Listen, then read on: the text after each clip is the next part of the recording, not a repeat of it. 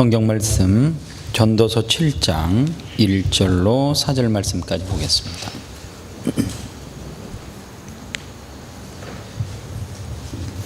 구약 성경 전도서 7장 1절로 4절입니다. 한 목소리로 같이 읽겠습니다. 좋은 이름이 좋은 기름보다 낫고 죽는 날이 출생하는 날보다 나으며 초상집에 가는 것이 잔치집에 가는 것보다 나으니 모든 사람의 끝이 이와 같이 됨이라. 산자는 이것을 그의 마음에 둘지어다.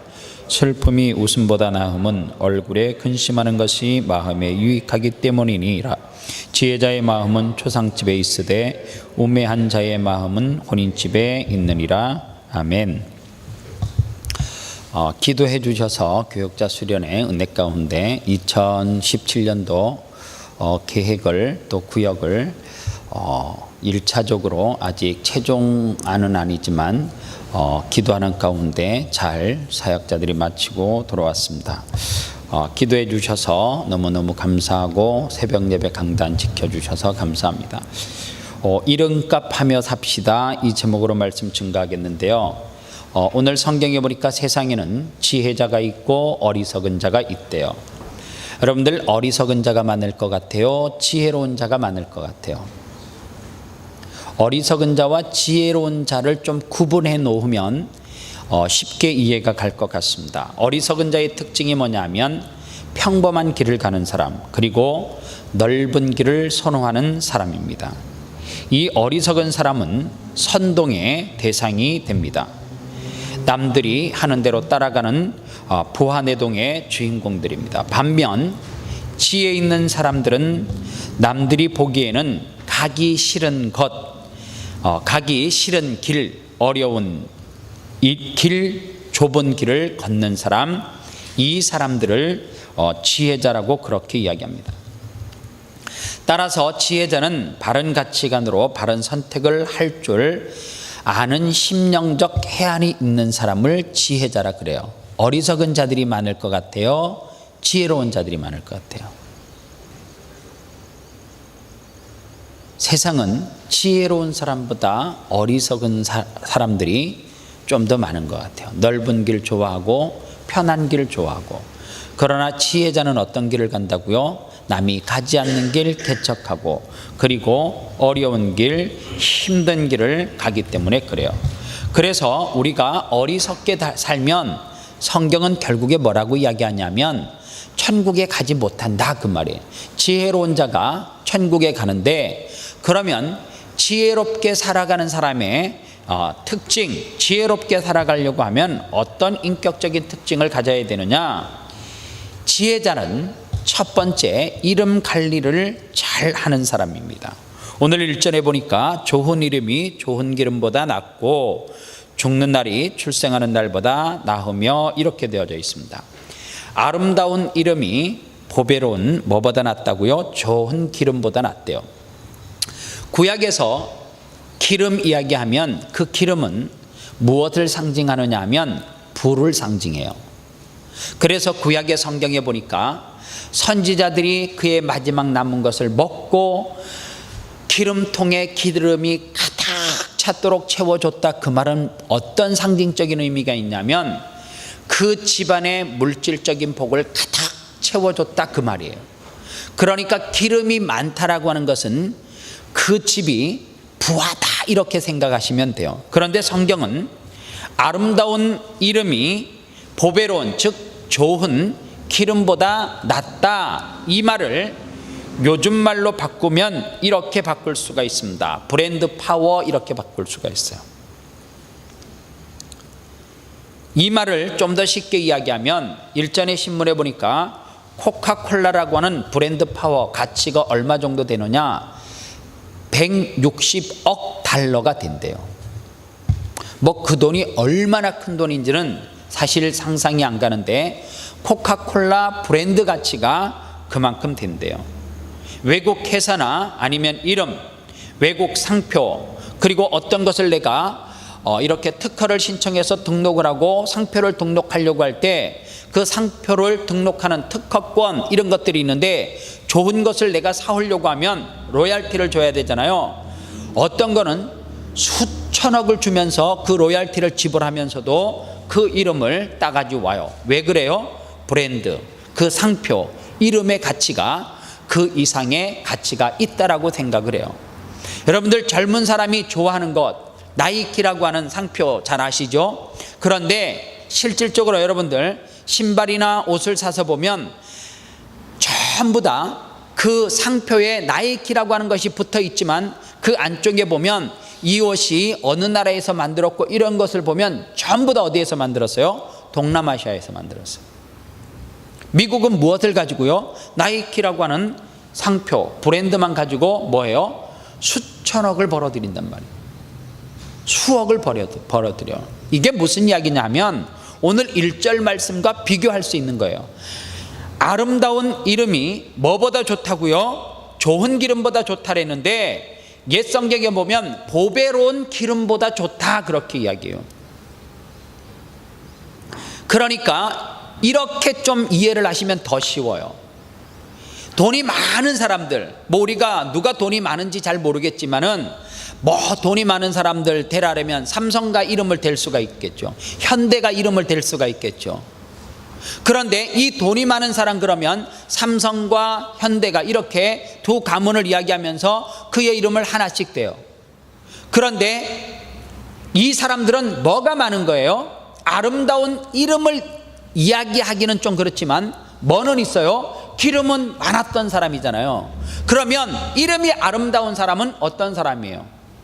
마더 테레사. 테레사라고 하는 이름이 뭐 사실 그 예쁜 이름인지 뭔지는 모르겠지만 사실 그 이름 뒤에 그 사람이 행했던 삶을 통하여서 이 마더 테레사라고 하는 이름이 어떤 거예요? 빛나는 거 아니겠어요? 여러분들 또 다른 이름을 이야기하면 그 이름의 명성, 기독교로 끄집어서 들어오면 어떤 큰 일을 업적을 세워서 그분이 최고 많은 무엇을 남겨서가 아니라 주를 위해서 희생하고 헌신하였던 손양원 주기철 목사님. 사실 여러분들 한국교회사의 손양원 목사님 이야기하지만 손양원 목사님이 교회에 수천 수만 명이 모여서 예배했던 거 절대 아니에요.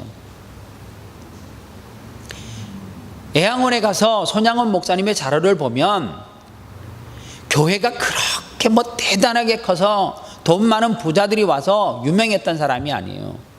그런데 손양원 목사님 그러면 뭐가 생각나요? 사랑의 원자탄. 사랑이 아니고서는 그 사랑이 예수님의 사랑이 아니고서는 그렇게 할 수 없다. 그래서 그 사랑을 실천했던 목사님. 비록 그의 삶이 나은 자들을 대상으로 목회를 하고 어려운 이웃들을 위해서 목회를 했지만 그 이름 뒤에 무엇이 있어요? 아름다움이 있잖아요. 아름다운 삶이 있잖아요. 주기철 목사님이 엄청 큰 교회 목회하고 수많은 사람들을 주님 앞으로 불러 모으고 그런 업적을 남긴 것이 아니라 그 목사님 이야기하면 뭐가 생각이 나요? 에스더, 죽으면 죽으리라. 이런 결심과 각오를 어떻게 해요? 너 예수 믿을래 안 믿을래? 영화에도 나왔잖아요. 불을 시퍼렇게 피워놓고 그리고 거기에 못을 거꾸로 이렇게 박아가지고 뾰족뾰족하게 티 나오게 하고 그리고 그 뜨거운 데를 너가 예수를 믿으려면 걸어가라. 안 믿으면 안 가도 되고 너 살린다. 그러니까 어떻게 해요? 그는 저벅저벅 주님의 이름을 부르면서 어떻게 해요? 여러분들 그 고통은 우리가 그냥 이야기로만 들어도 몸에 전율이 일어나지 않아요? 그런데 그렇게 옥고를 치르고 그리고 신사참배를 반대하고 그리고 공산당들의 그러한 억압에 의해서도 그가 굴하지 않고 예수 그리스도의 십자가를 전했더니 어떻게 해요? 주기철 목사님 그러면 우리가 딱 생각나잖아요. 죽으면 죽으리라. 그래도 어떻게 해요? 주를 위해서 죽는 것. 훗날 어떻게 해요? 믿음의 후손들이 목회자가 설교를 할 때마다 주기철 목사님 이야기를 하잖아요. 뭐를 남겼어요? 그는 좋은 기름을 가지고 있어서 이름이 난 사람이 아니라 아름다운 이름, 즉 그의 이름 뒤에 하나님을 위해서 아름다운 일을 감당했기 때문에 무엇이 남아요? 이름이 남아요. 여러분들 자녀들을 이름을 지을 때 저는 막내를 지을 때 아무 생각 없이 첫째 이름을 영어 이름을 지을 때는 아무 생각 없이 그냥 방세힘 뭐 이렇게 이제 이름인데 힘? 쌤? 뭐 이러다 쌤뱅? 뭐 이렇게 해갖고 쌤뱅 이렇게 이름을 올렸어요.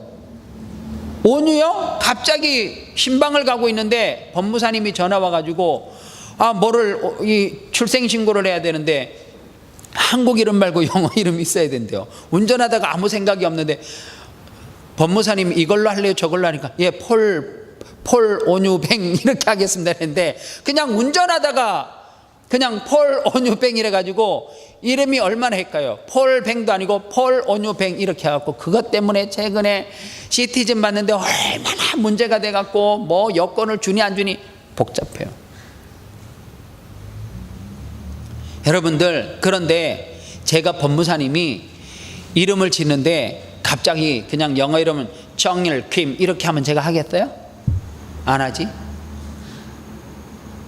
이름을 영어 이름 히틀러 뱅 이렇게 하라면 내가 짓겠어요? 안 짓죠? 이름은 꼭 남는 거예요. 이름은 남아요. 그런데 이름은 두 가지예요. 아름다운 그 이름 뒤에 아름다운 행적을 통해서 삶을 통해서 남는 이름이 있고 그 이름 뒤에 무엇이 남아요? 그 이름 뒤에 뭐가 있어요? 재물. 그래서 그 재물 때문에 이름이 남는 사람들은, 어떤 권력의 힘 때문에 이름이 남는 사람들은 다 그 이름 뒤에, 여러분들 한번 생각해 보세요. 지금 대한민국 정권이 너무너무 시끄러운데 저와 여러분들이 죽었어요. 제 이상연세 되시는 분들이 다 세상을 떠났어요. 그래서 이 젊은 세대가 다 이제 역사를 이야기할 때 만약에 한 50년 후에 역사가 박근혜 대통령을 이야기할 때 과연 뭐라고 할까? 모르겠어요. 호주 있어서 모르겠지만은 아마 당분간은 대한민국의 동사무소에 박씨든지 김씨든지 근혜라고 하는 이름을 짓는 사람 별로 안 생길 수도 있어요. 진짜 그래요. 그래서 여러분들, 우리가 꼭 알아야 될 것이 뭐냐면 우리는 아름다운 이름을 남겨야 돼요. 지금도 경북대학교 교수님으로 계시는지는 모르겠어요.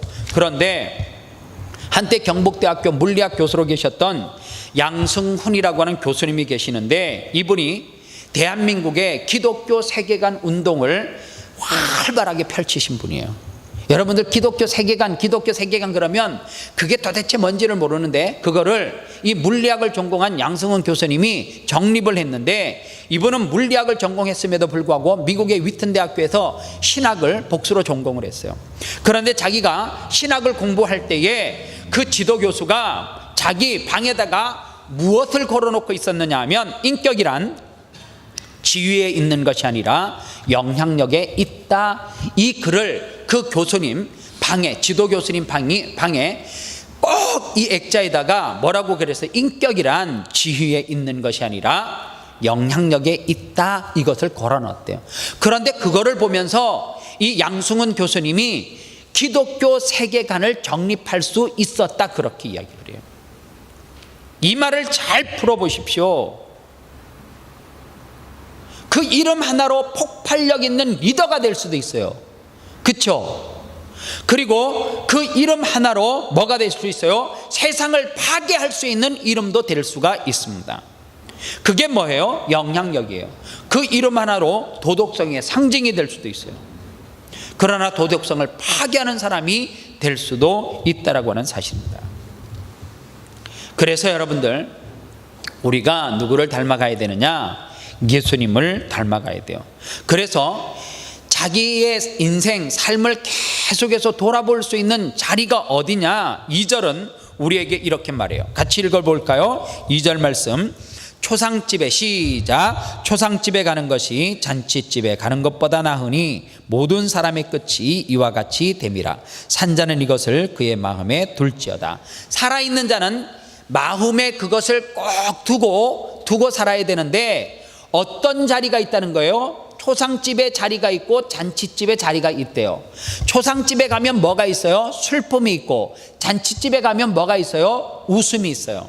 그런데 우리가 살아있을 때 성경은 뭐라 해요? 그 마음에 산자들이 둘 것은 뭐라 그래요? 어디에 있는 것을요?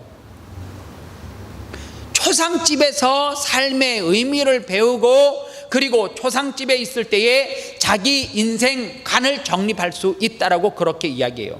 그 말이 뭐냐 하면, 잔치집에 가면 시끌벅적하고 초상집에 가면 뭐가 있어요? 눈물이 있다는 거예요. 그 눈물이 있는 곳에 무엇을 알아요? 인생의 종말의 의미를 알아요. 인생의 끝이 어떻게 되는 것을 알아요. 그리고 자기의 인생을 거울에 비춰서 어떻게 해요? 돌아볼 수 있어요. 내 인생도 저렇게 갈 수 있겠구나. 내 인생도 저렇게 허망하게 갈 수 있고, 내가 저렇게 살지 말아야지. 아니면 또 저런 삶을 본받고 살아야지. 여러분들 장례식에 가보면 뭐 복잡하게 여러 종류가 있는 게 아니에요. 한 종류는 이런 거예요. 이런 종류가 있고, 한 종류는 한없이 그 앞에서 눈물이 나요. 그리고 자기 삶을 돌아보면서 다짐을 해요. 혀를 끌끌끌끌 차는 인생은 어떤 인생이에요? 항상 남에게 상처를 주는 인생, 떠들썩하게 인생, 덕을 끼치지 않는 인생, 그리고 뭔가 그 인생 가운데 말할 수 없는 수많은 사람들이 그럴 수밖에 없는 인생이 있어요. 또 어떤 사람은 잘 알지도 못해요. 그런데 그 인생 앞에는 어떤 생각을 해요? 나도 저렇게 살아야지. 내 인생 저렇게 살아야지. 나도 이제 얼마 안 남았는데 저런 의미 있는 인생을 살아서 나도 삶을 잘 마감해야지. 그런 생각을 하게 하는 죽음이 있다는 거예요. 그래서요, 조지 소로스는 이런 이야기를 했습니다. 조지 소로스라고 하는 사람은 거부고, 그리고 그는 거부임에도 불구하고 그 이름 앞에 기름이 많은 사람이라고 하는 칭호가 붙은 사람인데, 이 조지 소로스라고 하는 사람은 좋은 옷을 좋아하지도 않고요, 좋은 자동차를 좋아하지도 않고, 좋은 집을 선호하지도 않아요. 그는 그렇게 부하게 살았음에도 불구하고 하는 운동은 그냥 일상적으로 테니스, 그리고 그냥 해변에서 그냥 수영하는 거, 그리고 가끔 계절이 바뀌면 스키 타는 정도의 삶을 살았어요. 그런데 그는 부한 사람이 타는 요트를 사가지고 뭐를 어떻게 항해하고 또 무슨 전용 헬기를 가지고 그렇게 어디를 다니고 호화로운 이런 거를 한 것이 아니라, 그가 하는 것은 테니스가 좋은 종목이라는 거 아닌데 그 사람이 했던 게 테니스였대요. 그리고 그 사람이 했던 게 바닷가에서 수영하는 거, 그리고 가끔 스키 타는 거, 계절이 바뀌었을 때. 그런데 그 사람은 그러한 인생을 살았지만은 늘 생각 속에는 이 두 가지에 대한 질문을 했대요. 내가 어디로 가야 하는가? 첫 번째 생각했던 거예요. 매 순간 생각할 때마다 내가 어디로 가는가? 또 하나는 세계가 어디로 가고 있는가?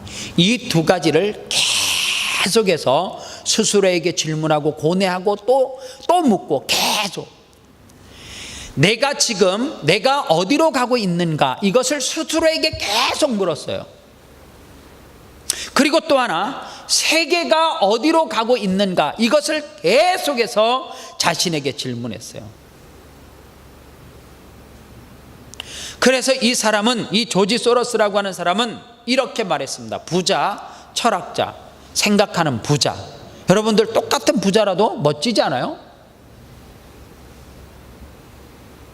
왜요? 이 두 가지를 늘 생각하면서 방향을 잡고 갔기 때문에. 나는 어디로 가고 있는가? 또 하나, 세계가 어디로 가고 있는가? 이 두 가지를 계속해서 자기에게 질문을 던지는 거지. 누구에게 던져요? 주영아, 목사님이 어디로 가고 있는가? 이게 아니고 자기에게 나는 어디로 가고 있는가? 스스로 또 자기에게 세계는 어디로 가고 있는가? 그래서 3절에 보십시오. 슬픔이 뭐보다가요? 슬픔이 웃음보다 나음은 얼굴에 근심하는 것이 마음에 유익하기 때문이라. 이 말씀이 뭐냐 하면, 웃음 뒤에는, 사람들의 웃음 뒤에는 뭐가 있다는 거예요? 의미심장한 것이 있대요. 웃음 뒤에는 뭐가 있다는 거예요? 가면이 있대요. 그런데 슬픔 뒤에는 가면이 없다는 거예요. 어떤 사람이 끊임없이 거짓말을 하고 끊임없이 사기를 치고 끊임없이 남을 고통 가운데 몰고 가요. 그런데 그 사람이 자식의 죽음 앞에서 진실되고 그리고 진실된 모습을 사람들이 봤다, 그렇게 이야기하는 거예요. 그 가식적인 삶을 살고 그 웃음 뒤에 가면을 가지고 있는 사람도 자식의 죽음 앞에서는 뭐 하더라고요? 솔직하고 진솔해지더라, 그 말이에요. 그래서 오늘 성경은 슬픔이 웃음보다 나음은 얼굴에 근심함으로 마음이 좋게 됨이니라, 이렇게 이야기했어요. 그래서 가끔 성도들이 그러잖아요. 목사님, 하나님 앞에 실컷 울고 났더니 속이 후련해요, 그래요. 한없이 울고 났더니 속이 후련해요, 그러더라고. 우리 교육자들이요, 밤 12시에 바다를 나갔어요. 깜깜한데 뭐 공포놀이 하자고 나갔는데 나갈 때 무섭더라고, 진짜로요. 빛이 하나도 없는 파도 소리가 나는 데를 4명이 걸어가는데 조금 무섭더라고요. 괜히 쓸데없는 무서운 이야기도 하고. 그래서 바다에 도착했어요. 도착을 하니까 파도 소리가 나는데 흰 색깔이 조금씩 보이잖아요. 찬양을 합시다 그랬어요. 우리가 연말 되면 어떤 찬양을 선곡을 하잖아요, 교육자들이 가서. 그래서 칼로스가 찬양하는 거 마지막 엔딩송 하고, 그 다음에 다시 복음 앞에서 예배 전체를 맡을 때에 마지막 이렇게 파송송 같은 거를 우리가 하는데, 곡을 숙소에서 여러 가지를 듣다가 이제 하나씩 가서 이제 불러보려고, 두 손 들고 찬양합니다. 다시 오실 왕 여호와께. 그런데 있잖아요, 그냥 옆 사람 보면 좀 멋쩍잖아요. 아무리 그래도 나이 많은 사람들이 서로 보고 뭐 손잡고 뭐 기쁨으로 청년처럼 찬양할 것도 아니고, 연령층은 한없이 높낮이가 있고, 그리고 뭐 밤에 누가 보면 이상하니까 서로 한 1m씩 떨어져서 자기 보고 싶은데 보고 두 손 들고 찬양합니다. 그런데 신기하게요, 나 주님만을 섬기리 헛된 마음 한 번 부르고 다시 한번 찬양을 하고, 또 모르는 공을 가지고, 여러분들 내년에 주보 달력 받으셨죠? 달력의 내년 표어가 뭐래요? 달력 왜 가지고 가셨어요? 품에다가 그렇게, 예? 표 안 보고 뭐 하려고 달력 그렇게 많이 싸가지고 가셨어요? 한번 따라 할까요? 신앙은 순종입니다. 신앙은 순종입니다. 신앙은 순종입니다. 이게 2017년도 표예요. 그래서 순종이라고 하는 이 곡을 어느 전도사님이 이렇게 부르고 또 부르고, 그래서 표하고 맞을 것 같아서 그 곡을 가지고 왔어요. 그 깜깜한 밤에 12시가 넘었는데 그 핸드폰에서 적게 트는, 저도 생소하고 다른 분들도 생소한데 그거를 가지고 2번, 3번 이렇게 부르는데 나도 모르게 있잖아요, 마음에 안정이 오고요, 기쁨이 오고 편안함이 와요. 그때 깨달았어요. 세상이 주는 기쁨이 아니라 세상은 늘 두려움이죠. 내 앞에 어떤 장애물이 있을지 어떻게 알아요? 오늘도 어떤 장애물이 높아서 내가 어떻게 걸러 넘어질지 어떻게 알아요? 어떤 시험이 어떻게 올 줄 알아요? 몰라요. 그때 깨달은 게 있어요. 두려움이 찾아오는데, 근심 걱정이 끊임없이 오는데 하나님을 바라보고 생각 없이, 오징어 벤지 뭔지는 모르지만 망망 바다에 바람이 불고 깜깜한데 달도 안 보이는데 배 한 척이 있는데, 그 배를 물끄러미 바라보면서 나 주님만을 찬양하는 데 있잖아요, 내 마음에 기쁨이 있어요. 그리고 내 속에 두려움이 확 사라져요. 그러다 보니까 우리도 모르게 시간이 있잖아요, 1시 이렇게 된 거예요. 누가 보면 미쳤다 할 것 같아서 얼른 들어갔어요. 사랑하는 여러분,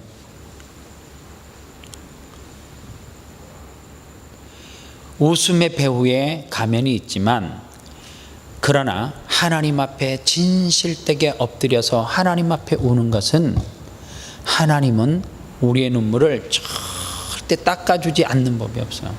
하나님은 닦아줘요. 저와 여러분들의 눈물을 닦아줘요.